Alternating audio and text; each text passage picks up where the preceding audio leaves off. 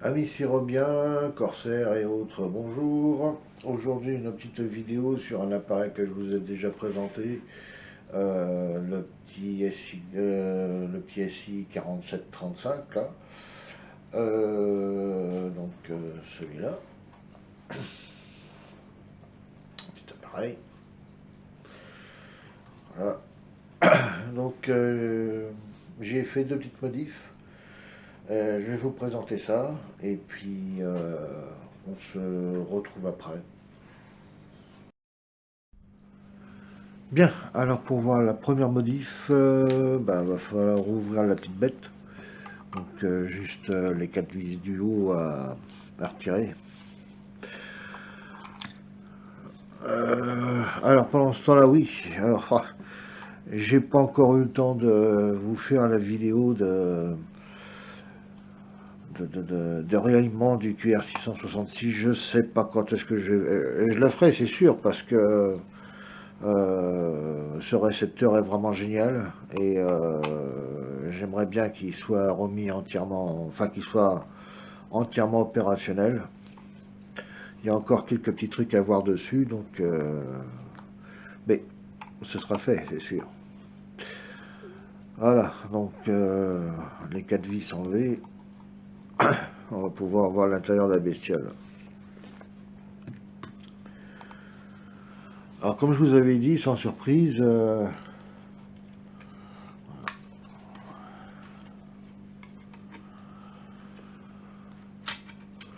donc à l'intérieur, on va essayer de grossir un petit peu. Donc à l'intérieur, le circuit avec le petit Arduino Nano qui contrôle tout ce petit monde. Alors moi la modif que j'ai faite, on va être obligé de le mettre de côté, je sais pas si on va le voir. Voilà, j'ai changé l'encodeur rotatif parce que l'autre était naze. En fait, on avait beau tourner, il incrémentait ou décrémentait une fois sur 4 ou 5.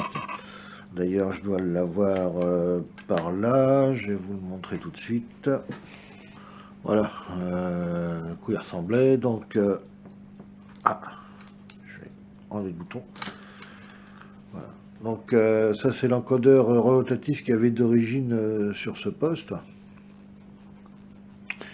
Et en fait, il ne donnait plus grand-chose.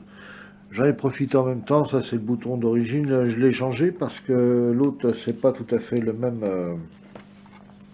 encodeur. Euh, Si seulement j'arrivais à... Voilà. C'est pas tout à fait le même encodeur. Dessouder sur la PCB directement l'ancien et remis celui-là à la place.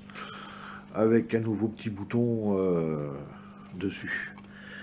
Donc ça, c'était la première modif. Je suis pas tout seul à avoir eu ce problème-là parce que il y a un groupe justement sur Facebook, ici 47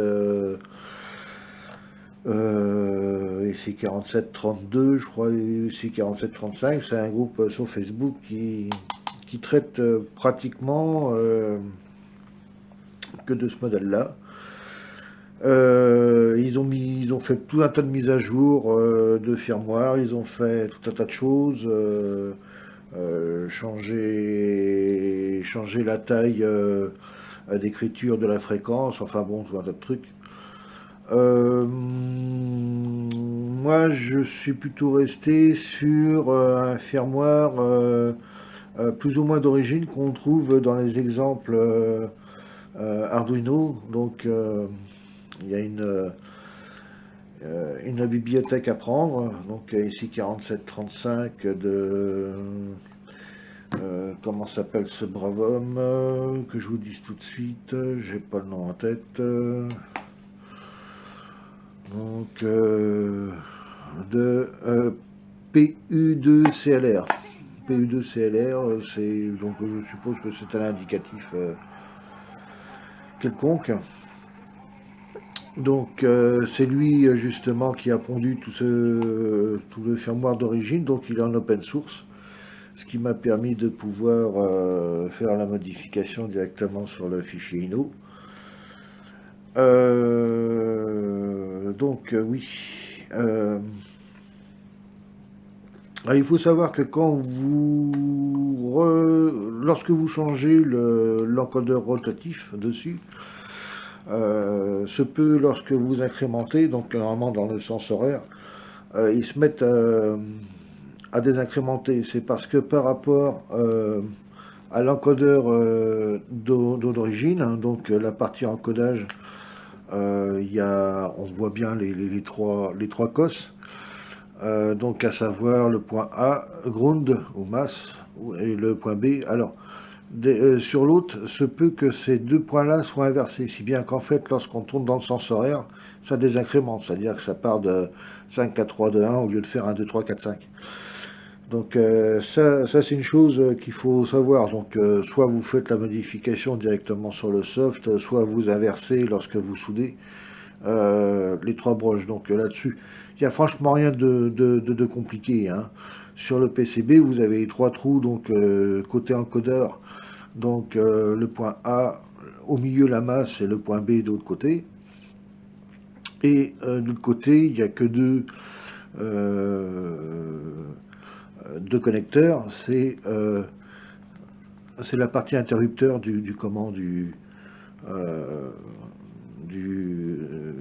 fait de l'encodeur, quoi, hein. Donc là, peu importe le sens où on le met, ça on s'en fout, hein, c'est juste un switch. Donc voilà. C'est la première chose que je voulais vous parler. La deuxième chose que je voulais vous entretenir, c'est une partie un petit peu plus soft, enfin du côté du soft. C'est au niveau de la fonction step. Voilà. Attendez, je finis de remonter ça tranquillement, sans avoir la bloblotte. C'est encore mieux.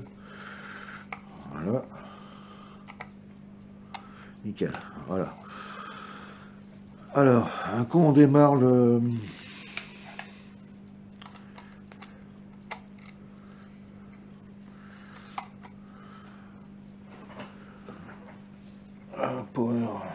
Power on. Donc lorsqu'on le démarre, lui, est-ce que je vais pouvoir faire un truc, voilà, sans avoir trop de reflets, ce serait nickel.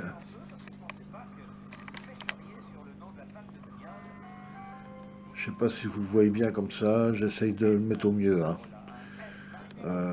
Voilà, bon, donc par défaut, lorsqu'on démarre, il passe direct en mode FM. Ça là-dessus, j'ai rien changé, j'ai rien touché, j'ai juste changé la fréquence de départ. À savoir que bah, moi dans ma région, donc 101.6 correspond à la fréquence de RTL. Et donc, bah, c'est plus sympa de le faire démarrer sur une fréquence qui est, j'allais dire, qui est habitée par une radio, enfin, c'est un bien grand mot, bref, vous m'avez compris. Puisque, en fait, moi, par chez moi, la fréquence donnée d'origine d'usine du poste, lorsque je l'allume, en fait, il n'y a rien dessus. Bon, alors ça, c'est une chose. Deuxième chose, donc qui pour moi est une chose assez importante, c'est une modification que j'ai apportée. Alors attention, il y a une chose qu'il faut savoir, c'est que bon, je suis aussi sur le groupe SI4735. J'en ai fait part de cette modification là que je vais vous présenter. Or, apparemment, il y aura peut-être déjà quelqu'un qui a déjà pensé. Donc, je n'ai rien inventé, hein, j'ai simplement fait une modif perso, mais apparemment, sur une dernière version de firmware, cette modification existerait déjà. Alors, que je vous montre, je vais me mettre en... Voilà. Donc là, je me suis mis en SW, alors normalement, il marque AM. Attendez, je vous dis pas de... Ah. Ça fait un peu de... J'espère qu'on voit bien quand même. Voilà.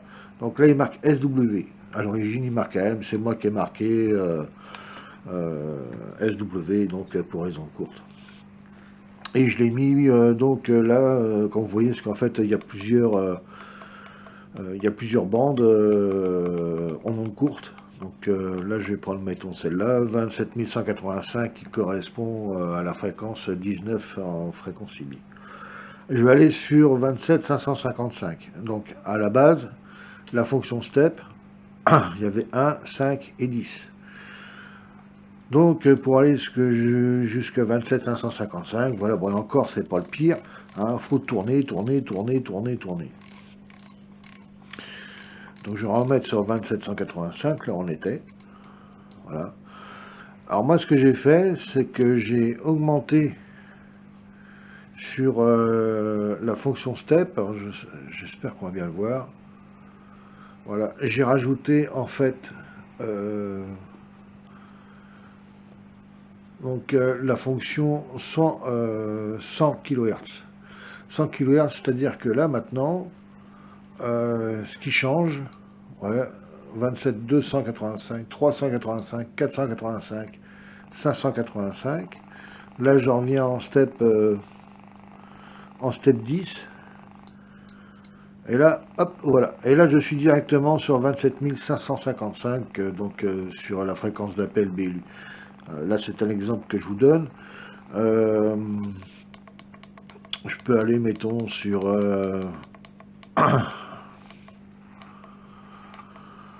voilà, 3500. Non, c'est 5500. Voilà, donc là, 4500. Je vais aller sur 5505, admettons. Donc là, je suis en step 10. Oh, je suis pas un cadreur, je suis pas un super cadreur. Hein. Donc là, je suis en step 10. Donc là, c'est pareil. Je rappuie un coup dessus. Donc si on voit bien, alors là, step 1, step 5, step 10, et là, step 100. Là, ouais, on arrive déjà à 5000, là. 5500, après step 1. 5505. Mode USB, voilà. Là, je suis sur la fréquence voulue. Et vous voyez qu'avec cette modif là, en fait, ça évite de tourner l'encodeur, ce qui fait que, ça se trouve, c'est peut-être bien ça aussi hein, qui l'a fusillé l'autre. Hein. Parce que déjà à la base, il a l'air fragile et de piètre qualité. Donc je pense que le fait de mouliner, ça ne l'a pas arrangé. Hein. Donc voilà, c'était ça que je voulais vous présenter, les deux petites modifs que j'ai faites sur ce petit appareil, qui somme toute est toujours franchement génial. Je l'écoute souvent, pour ne pas dire tous les jours, le soir des fois, je le mets, c'est vraiment génial. Voilà ce qu'on pouvait dire sur ce petit poste là. Excusez-moi pour le cadrage, hein, je suis pas un pro du cadrage. Alors pour faire ces modifications, je me suis servi de la librairie PU2CLR SI4735. Je ne sais pas si on la voit là. Ici.